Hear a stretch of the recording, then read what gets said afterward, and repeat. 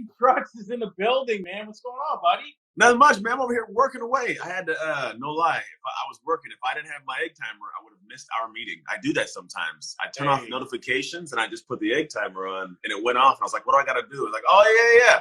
Yeah. So, got back it's funny, man, because I'm going to talk a little bit about that today. And I appreciate you hopping in here, man. We're going to go for like maybe 15, 20 minutes, but cool. I wanted to talk a little bit, and I think the audience, man, will be able to benefit from this, right? And you just touched on it. You said you got all this stuff going on, right? And then, you know, the timer went off. And listen, I've known you for a few years now, right? I consider you a friend. We've done some business together, right? Yeah. And one thing that I've always been super impressed, man, is just your ability to be super, super productive, right? You always have a lot going on, but you're always on top of it. And you seem like you're one of the most productive people I've met. So I want the audience to get your perspective on this, because I think it's super, super important. So I think a lot of people struggle with it, right? And I know you have this ideology or methodology around something called a prolific executor, right? Yeah. So let's start there. So talk to the audience a little bit about that prolific executor, what that means to you, and then we'll go into the 3 things that make somebody a prolific executor. I got you. So here, you see where I'm going with this? Yeah, bro. So first off, this is gonna be good. So I'm in the background right now. You can't see it, but I'm working on some things. I was looking up stats. Every once in a while, I do some research on things, and it's crazy. So if you go from 2010 to 2019, you look at the Bureau, of Labor Bureau of Statistics. There's been only 1/3 of small businesses still around. The majority fail within like a decade, right? And then you look at, I went deeper. It's like, okay, why do they fail? And if you look at it, besides having a business that nobody wants, like 58% of the reasons can be tied to execution in some capacity, even from cash flow, missed opportunities. And so like I look at that, and then when I look at it, here's the hard part though. In the world of what we're doing, like speaking, coaching, being a personal brand, like that's even a different small business, right? It's just you. We're not talking about you decided to start, making tea or something. Like you decided to do you. That number's even smaller. The percentage of people is like 40,000 speakers and personal brands worldwide, from what this consensus was able to grab. And the far majority, they can't even live full time off what they do. Like they have to diversify. And what this does, it brings in more things. So me and you, we work together, right? So I have a coaching program and coaching businesses, and between the execution of a team that has to do everything from, making content to building funnels to integrating with the systems to, having a sales conference, all that stuff. So it's moving pieces, right? Then I also am a speaker. I was just speaking today for an organization virtually. I just got back from T-Mobile. I'm happy to be wearing a sweatshirt right now. Hey. Right? So I have a whole speaking business. I'm also a dad. I'm also a husband. I'm also a best friend, right? So all these things work. And what I found is the only way that I can get this rolling is because I believe that my execution's at a prolific level, and it can go higher. And it doesn't mean I'm special, man. I'm just a dude, man. I have a way of doing things. But the truth is, it's not enough to be productive. I like how your life runs. You're productive also, but you got a wife that loves you. Kids know you. It's about having that good gel of I'm building a business, I'm making an impact, but I'm also enjoying the process. And so what I find is the individuals in my life that I'm around that are a higher level and doing things that people want to aspire to, they just are these prolific executors. They do a lot. But what we'll talk about today, happily, it's not as simple as saying, I just got to execute. Honestly, it's when people do that, they're cutting themselves short because they're not aware of the real reason they're not there. If someone used to be hardworking, dedicated, and saw no result, so now depressed and can't get myself to do anything. Yeah, so, man. Did I understand? Can you answer that? Hell yes, I get this. I took a screenshot because Grant, you just helped me out with. It's good. It's good things to weave it in my copy. This is part of what I do as a world. So here's the thing. Usually when we work towards something, we come out broken. We don't want to keep doing it, right? If I continue to keep doing a diet with no results, I'm not going to keep doing it. And what we do is a couple things. Either we blame the process or blame ourselves. It is one of those things. It's either myself and not working a process, or I blame the process. And here's I wanted to address both. I can look at the process and I can say the process sucks, and then you can go find a better process. But here's what most of the time people do. They take themselves, plug them into a process, start doing that thing. And at some point, something in that process I'm not in love with. Maybe I don't like the way somebody does something. Maybe I'm asked to do something that's out of my identity. What I do work-wise is identity, right? But if I don't resonate well with it, or I have some apprehension, I don't post that thing, write that thing, create that thing, whatever it is, well, then I don't do it. And then what happens is it doesn't get the right outcome for the process the way it was. But I found, like a lot of people, they'll research 2, 3, 4 different people that do the same thing, business stuff, right?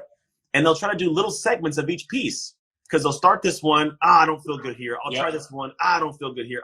And then they're like, nothing works, no process works. No. Any plan will work if you work to make it right. And here's what I mean by that.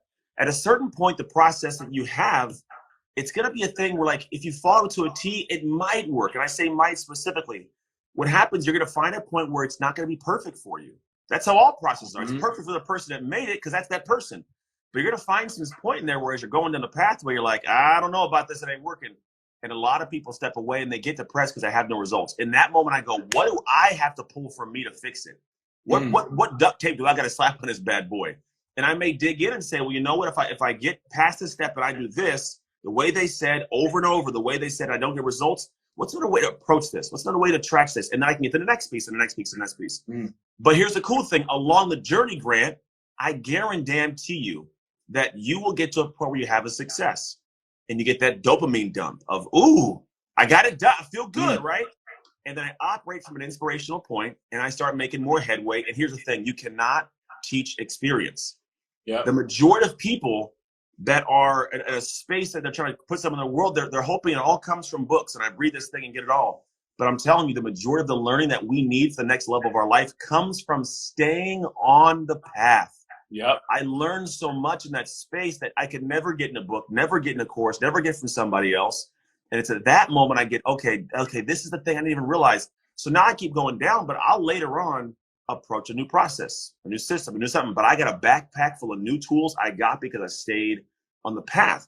And so if you get to that point of like, man, I'm hard working, dedicated, I would take a look at the process, whatever you got. Maybe it's the wrong process. And if not that, I would take a look at self. Where can I step up? And this is the mental game. I can't see when I'm in the jar, man. I can't, if I don't, if I don't know what's going on, I'm not going to all of a sudden just know. So that's why having processes that allow you to get out of your head or let other people show you who you are, you go, oh, that's why I worked so hard and get there. Okay, let me go try this new thing. It creates a new space of hope. But a lot of people get internal, because think about it. When you don't do well, you don't want anybody to know. So we tuck away, we get small. We don't even go out to the public. I don't want the world. I don't want to burden you with my problems. No, man. Put it out there to the world. Let the world give you some feedback. Take it, pull the ego aside. You'll find out far more like, oh, okay, that's what I got to do. And it opens up a new space. Yeah, man, that's good stuff. That's good stuff. Thanks for that question. Here goes another one before we get into this last piece. So Kay Kravitz 1 says, how do you implement goals with this specificity, the stuff we talked about earlier on? I've had a hard time getting so granular, right? I'm a big picture person and I've had a hard time getting specific. Any tips on to help with this? Well, I got a process for this. This is kind of the thing about it, right? And this is normal. So I guess my brain, when I used to play football, we got granular, right? We got a big football play. This guy's going here, this guy's going straight, whatever. We got down to the point where if I was 6 inches in the wrong direction, I could be yelled at. That's how granular football was. And I say that to say my brain just happens to work at this level.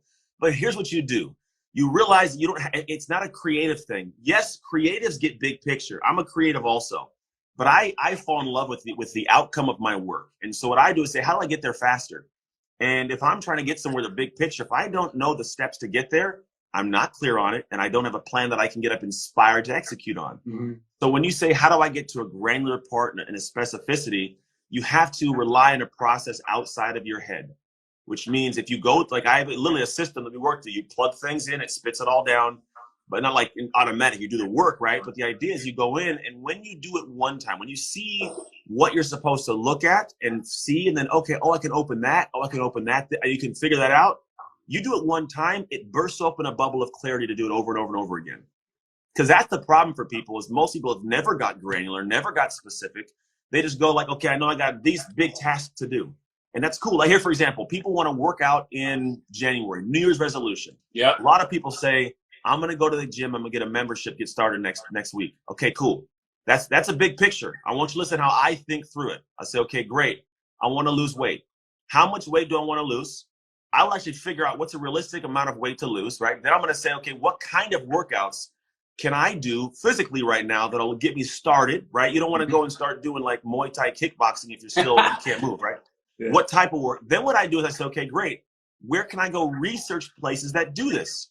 I'll go spend time. It's part of my time. Go find locations, go visit them, talk to them, right? Then I figure, okay, great, I want to go there. If I chose one, I choose it. Now I say, okay, what kind of clothes do I need? Dead serious. What kind of clothes must I buy? They're going to get me to be able to have the stuff I need in time. Because sometimes if I don't got clothes, I'm like, I ain't going. I got nothing clean, right?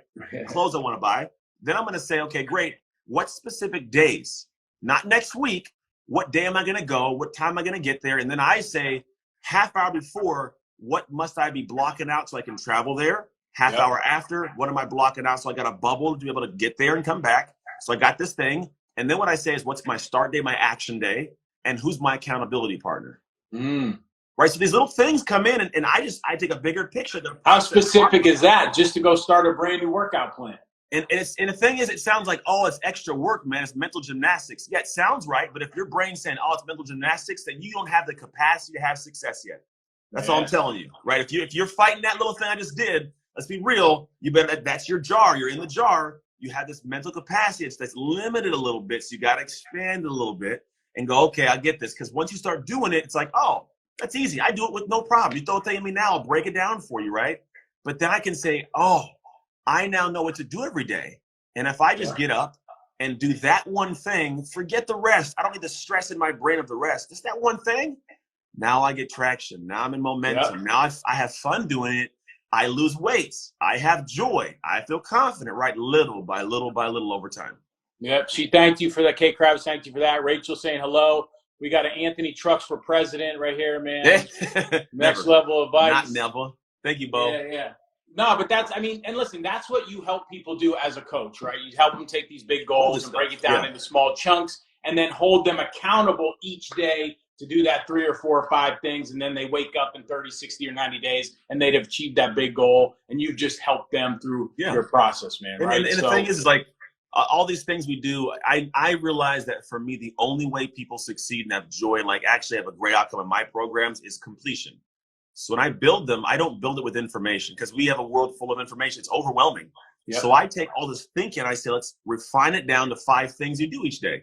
And you do those 5 things, if planned properly, it gets to where it's clockwork. And all of a sudden, I'm moving. And now they look back and go, damn, here's 2 things. Not only look at what I've accomplished, man, look how I've become this person. I'm a different dude. I'm a different lady, right? That's what I'm looking for. And that's what people really are looking for. Because once you get to that thing, you actually are gifted the ability to access the problem that really holds the opening to your success. Most people think if I cross this little area here, I'll have success. And most of the time, unfortunately, there's more levels, right? But if you're stuck at this one, you'll never access the next ones. And if you burn yourself out by getting past the first one, you'll crap out before you go to the next ones. So what I look at is when I'm trying to get you to do these specific things, I'm trying to teach you a new cadence, a new rhythm for your life.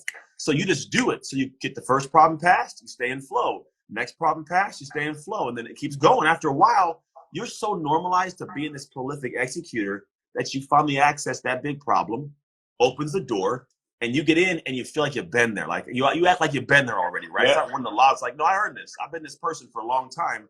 And that's the space I get people, that cadence, that rhythm, to where they look back and go, I have no idea what I was thinking back then. How did I not already do this? Become a brand new person. So let's talk about the last piece of the prolific executor. So, and then we're going to wrap this up. So the first piece was mindset. The second piece was you need a clear plan, organized thing. Get specific. And the third thing is the discipline, right? Disgusting discipline and consistency. All right, man. Go ahead and tell us about this third piece. Everyone's heard about it.